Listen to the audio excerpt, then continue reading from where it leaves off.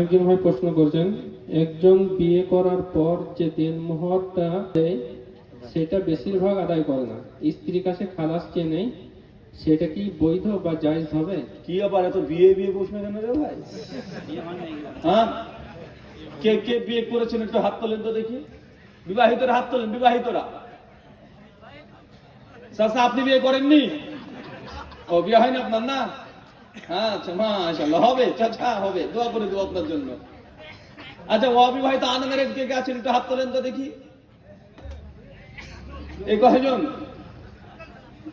আচ্ছা, খুব বিয়ের প্রশ্ন, মানে বিয়ে কি কেন্দ্রিক প্রশ্ন রে। ফল কথা কি ছিল?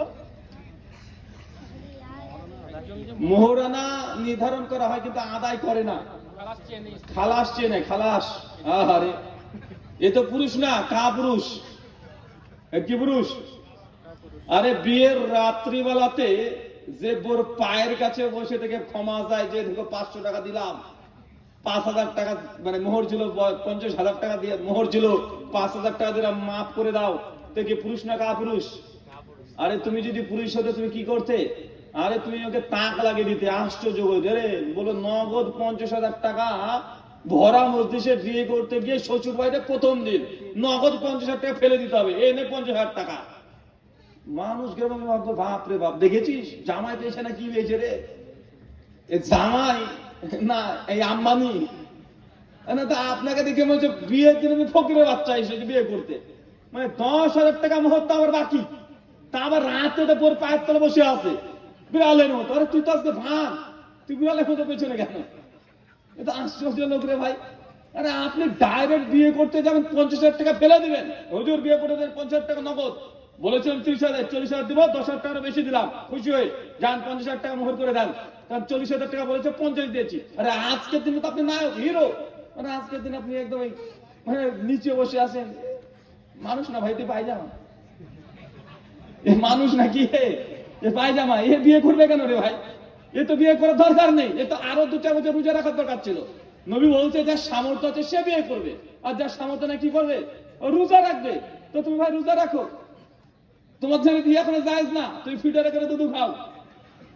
আশ্চর্য ছেলে দিলে, মানে মোহর এখনো দিতে পারবে না, ক্ষমা চেয়ে নিবে। করবেন কি? 50,000 টাকা মানে 10,000 টাকা বেশি দেন সেদিন। বাসর রাতে যাবেন, বাসর রাতে একদম ভাপ নিয়ে ঢুকবেন, ঢোকার পরে বউকে বলে তাতে অজু করে এসো, অজু করে 2 রাকাতে একসঙ্গে নামাজ পড়েন, আর পাশাপাশি না। মানে ভাবছেন বউ পাশাপাশি কাঁধের সঙ্গে কাঁধ লাগিয়ে দিই, না না, ওই পাশাপাশি যদি বাসর রাতে যে নামাজ পড়তে দেন, কাঁধের সঙ্গে কাঁধ পাশে পা লাগিয়ে এই হাদিসের যদি আমল করেন, তাহলে ওই রাতে আপনার গোসল আরেকবার পাস করে দিবে। ও পিছনে দাঁড়াবে কোথায়? নামাজ পড়া হবে, সবশেষে কপালে হাত দিয়ে দোয়া আছে, দোয়া পাঠ করবেন। পড়ার পরে তার হাতটাকে মানে আগে নিয়ে একটা স্বপ্নের ডায়মন্ড বা স্বর্ণের একটা আংটি অতিরিক্ত উপহার দেন, যেমন তোকে পেয়ে খুব খুশি হয়েছে, আলহামদুলিল্লাহ।